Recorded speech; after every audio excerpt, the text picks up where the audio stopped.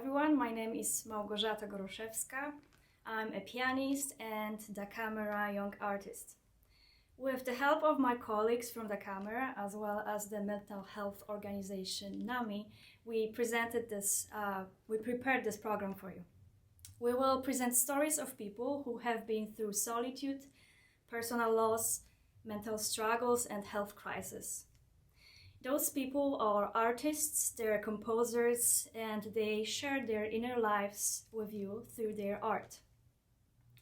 Music can communicate more than words, and it unites us, the listeners, in this very human act of shared experience. I hope that this concert will take your mind into a place of wonder and personal reflection.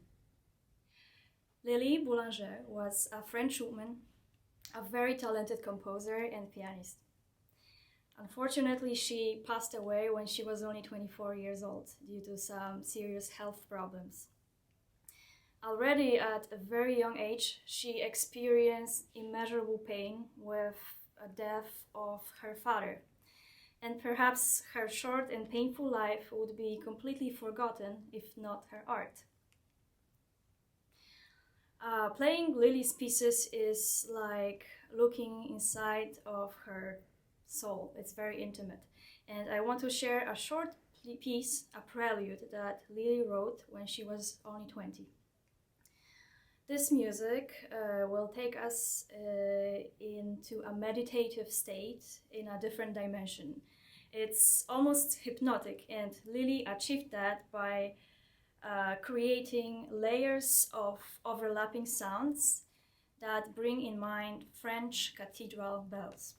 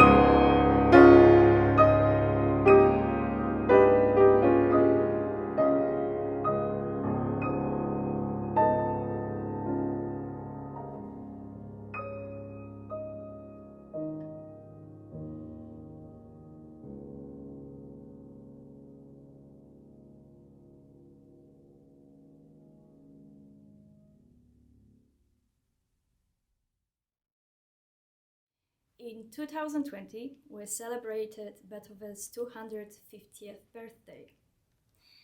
Ironically, most of the celebratory concerts were cancelled. And I say ironically because Beethoven's life, just as our 2020, was tragic. Beethoven's health crisis forced him to withdraw from social life and made him live in solitude. But the same crisis made him create his greatest works of art, despite of the circumstances, in act of resilience. In 1802, Beethoven wrote a letter to his brothers when he was in depths of despair and almost suicidal. He told them about losing his hearing and that he had to face the fact that he will live with his deafness permanently. The hope for cure was gone. He also admitted that he wanted to end his life and only the art held him back. Beethoven's music is full of passion, full of struggle. It's almost obsessive and heroic at the same time. He poured out his soul to create his art, and that gave a meaning to his life. That's how he communicated with the outside world. We are now going to be playing first movement of Beethoven Piano Trio, Opus 70, number 1, written 6 years after that letter, when Beethoven was mostly deaf.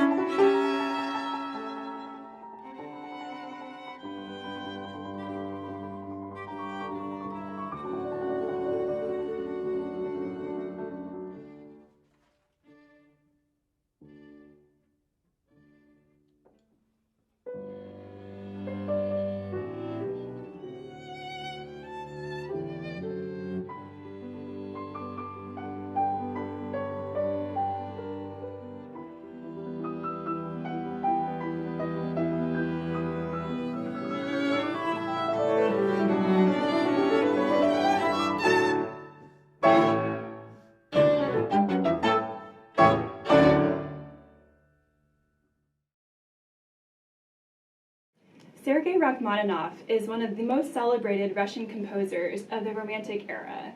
But what many don't know is that his path to success was not easy.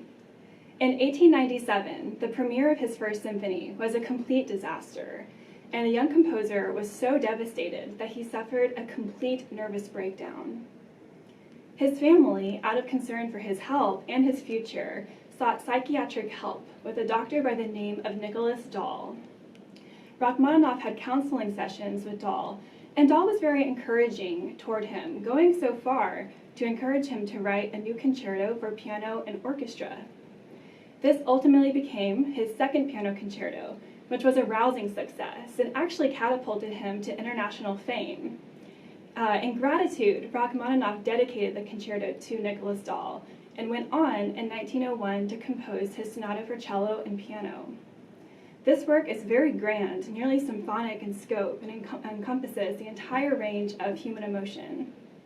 The third movement, which we're presenting for you today, does really express those feelings of pain and suffering and self-doubt that Rachmaninoff experienced as a young man, but ultimately it's also an outpouring of love and gratitude and triumph over adversity. So I invite you to enjoy the Andante from Rachmaninoff's Sonata for Cello and Piano.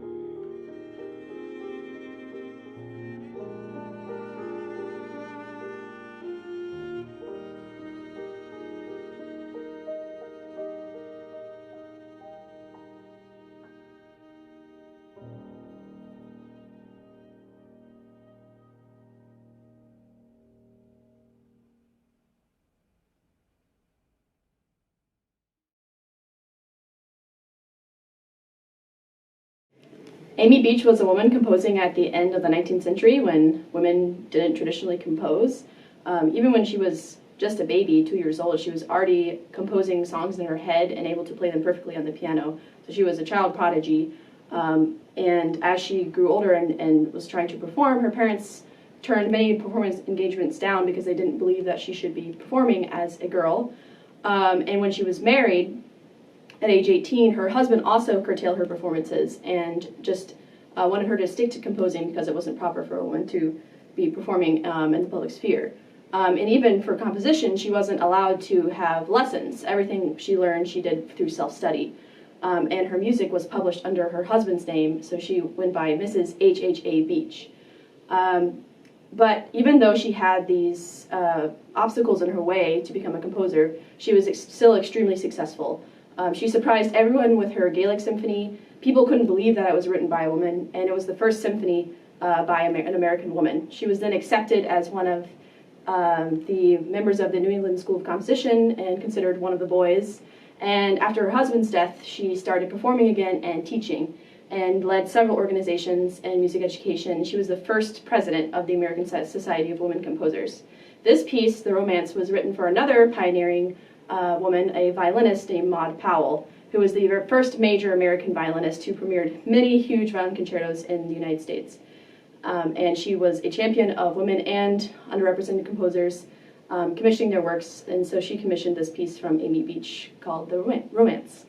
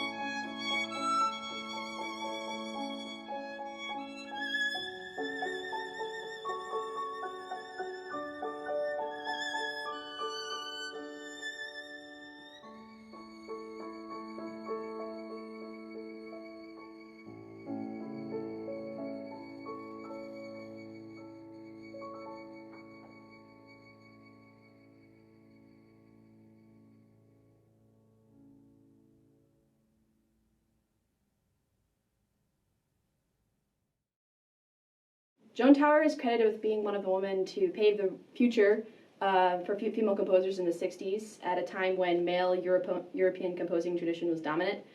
She was the very first woman to win the Gromeyer Award for composition, and she wrote a series of pieces called Fanfare for the Uncommon Women that are dedicated to daring and risk-taking women in the field. Her father was a mining engineer and a very important figure in her life and in her compositional career. He encouraged her in her studies, and when he passed away, she dedicated a series of pieces to him.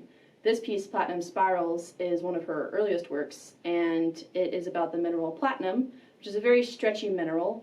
You can stretch an ounce of platinum for miles. And so she wrote this piece inspired by her father and the work that he did as a mining engineer, and wrote this piece in memory of him after he passed away.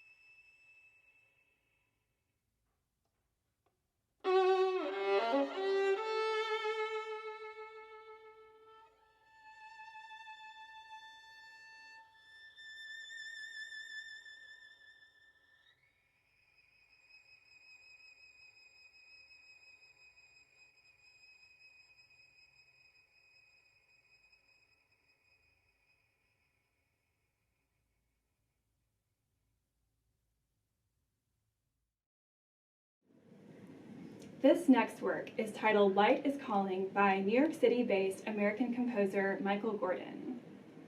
This piece was composed in response to the terrorist attacks of 9/11. The composer lived close to Ground Zero, and in his own words, in the months following the attack, he wished to compose something beautiful after witnessing something so ugly and tragic. As a performer, this piece is a powerful reminder of the healing power of art and what a solve art can be when we are enduring times of suffering and tragedy and when events leave us speechless and without hope. I invite you as you listen to close your eyes, let the music wash over you, and be a great source of comfort during this difficult time. This is Light is Calling by Michael Gordon.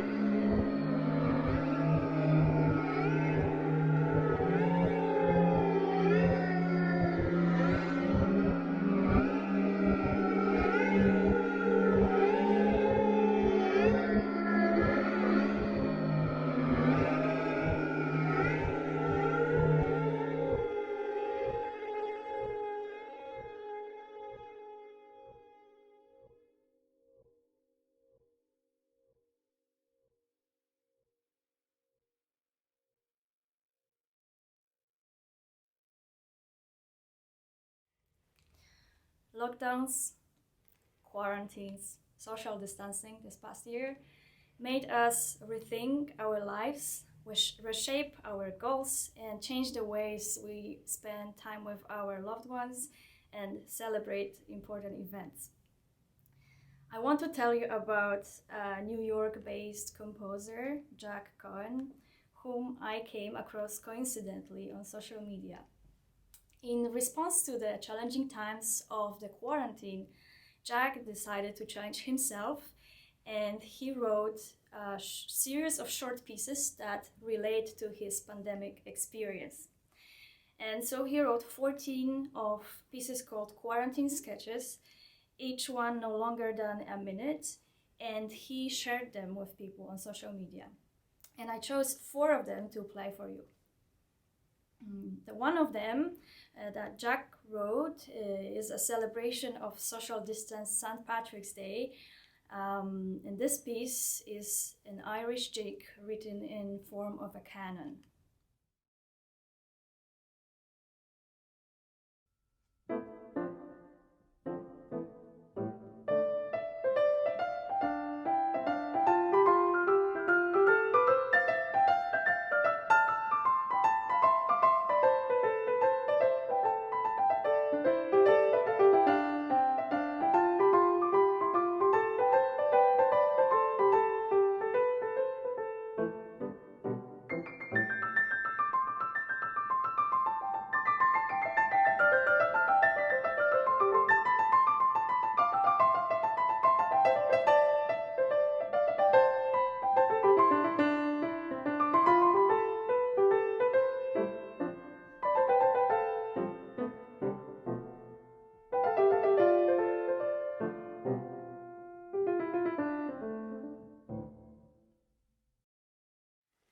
You may wonder how the feeling of being quarantined would sound like if translated into a piece of music. Well, Jack wrote another sketch in which all the voices move only in a stepwise motion. They would start with the same note and, as he puts it, inch their way around. This is what Jack says about this piece. Challenge I gave myself is the same challenge given to all of us right now. What do you do when you are not allowed to move around very much? Whatever you can.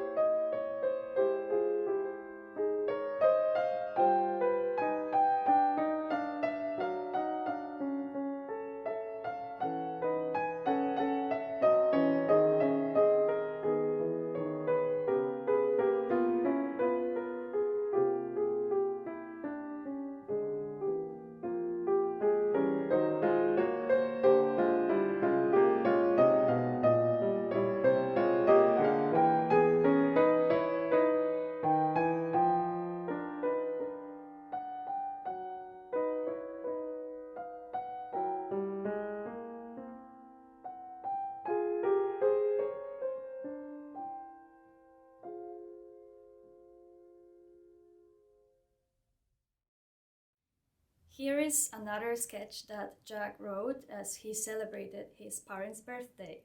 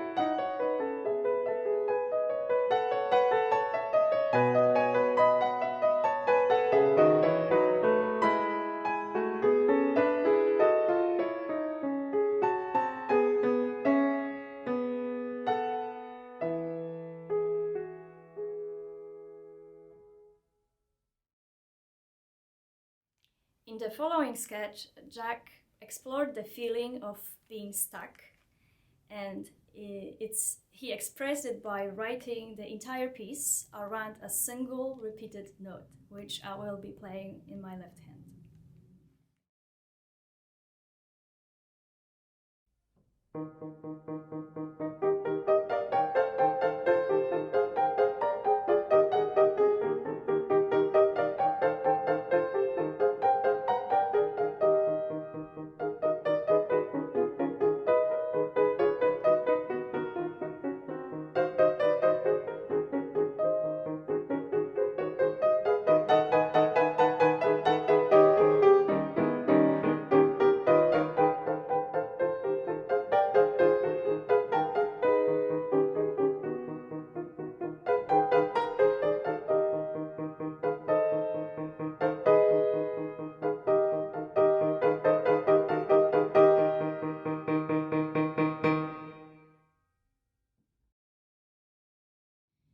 In 1994, Australian artist Carl Vine wrote a piece for piano and performed it at a fundraising dinner of the Australian National AIDS Trust.